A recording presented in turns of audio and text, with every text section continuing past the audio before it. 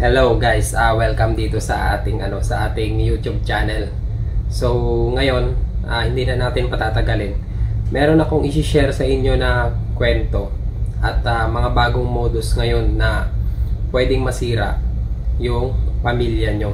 Okay guys, ganito kasi yung nangyari dito sa sa katrabaho ko. Gusto kong i-share to kasi kapag mangyari to lalo na sa mga kalalakihan natin, pwedeng masira yung pamilya natin, saka pwede tayong mabigyan ng stress nito. So ganito kasi yung nangyari.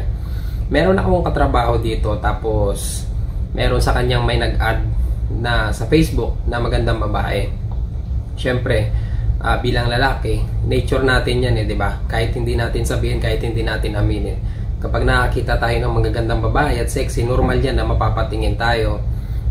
Makapag-isip tayo ng, siyempre, yung pantasya, ganun. Kahit hindi nyo aminin, alam nyo, pag totoong lalaki ka, di ba? Ganun yun. So, ganito yung nangyari. Meron akong kasamahan dito sa sa trabaho. May nag-add sa kanya sa Facebook na babae. Tapos, chinat siya. Yun magandang babae, maganda yung profile. Tapos, hindi daw dami account.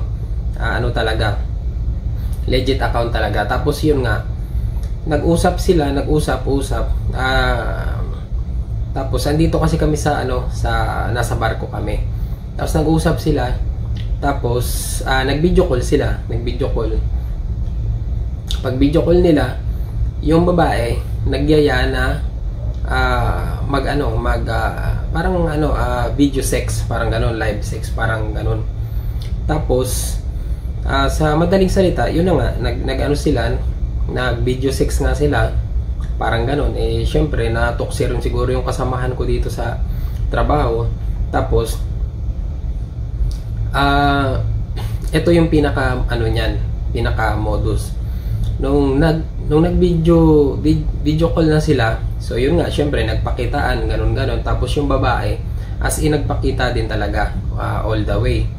Tapos, yung babae, nag-request na, yung katrabaho ko na ipakita din, syempre hindi na natin sasabihin kung ano yun.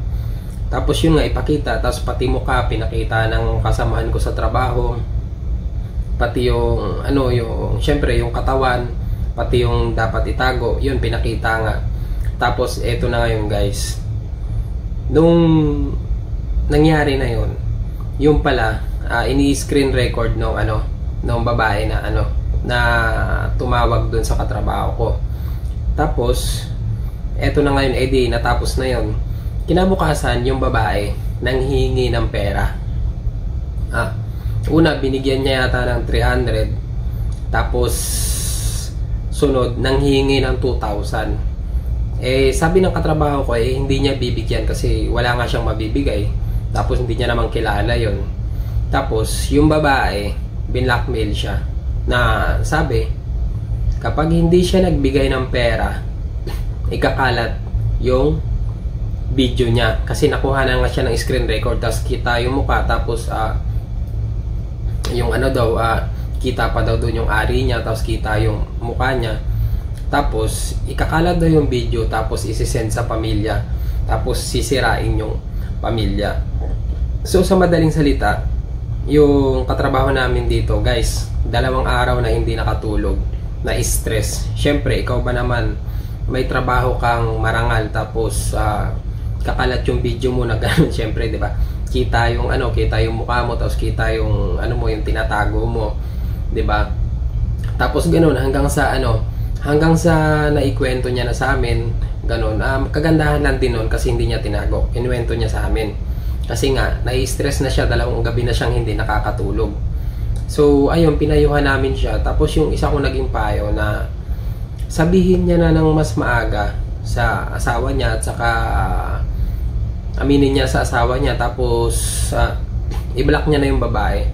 Kasi, sabi ko, kung habang buhay ka na, hanggang kailan ka na magpapa-blackmail sa kanya? Syempre, nasa kanya yung video niya. Hindi ka sigurado na pag sinabi niya na binura niya, burado na. Hihingian ka ng hihingian ng pera kapag ka ganun. So ayun, binlock niya. Tapos mayroon isang kakilala niya, yung katrabaho namin dito, na nahingian ng pera.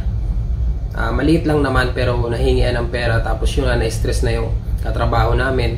Tapos ayun, sinabi niya sa asawa niya, inamin niya, ganun, inunahan niya na yung asawa niya, syempre.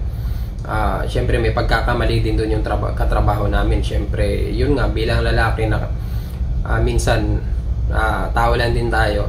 Yun nga, natukso. Yun nga, syempre pinakitaan ng ng alam niyo na yun, 'di ba? Tapos magandang babae pa, tapos sexy, tapos as in sa harap talaga ng camera na nagsarili yung babae daw, sa kita yung mukha. So ayun yung delikado, no? Yung delikado dito, guys, halimbawa yung asawa nyo, yung asawa ng lalaki o kayong mga babae, di ba? Hindi pare-parehas minsan ang pag-intindi. Paano kung ganun, tapos may video, tapos nasendan yung ikaw na babae or yung asawa mo na bilang lalaki, nasendan ng video na yon, tapos dagdagan pa ng kwento na ganito, ganun, ganito, ganyan. Hindi ho ba napakadelikado? Masisira yung pamilya nyo dahil lang dun. Kaya ayun, yung gusto ko lang i-share kasi para maging aware din tayo, lalo na sa mga kalalakihan na kagaya ko. Siyempre, minsan nature natin yun ng mga lalaki, di ba? Pag makita ng magandang babae, ganun yun, ganun. Kapag may mag-add sa inyo, makipag-video call, ingat kayo kasi baka makuhanan kayo ng video, ganun. Siyempre, medyo na tayo ngayon, medyo high-tech na tayo ngayon. So, makukuhanan ka ng ebidensya, pa-blackmailin ka, so may stress ka, tapos yun nga, mahihingian ka pa ng pera. So, ayun lang guys, gusto ko lang i-share sa inyo.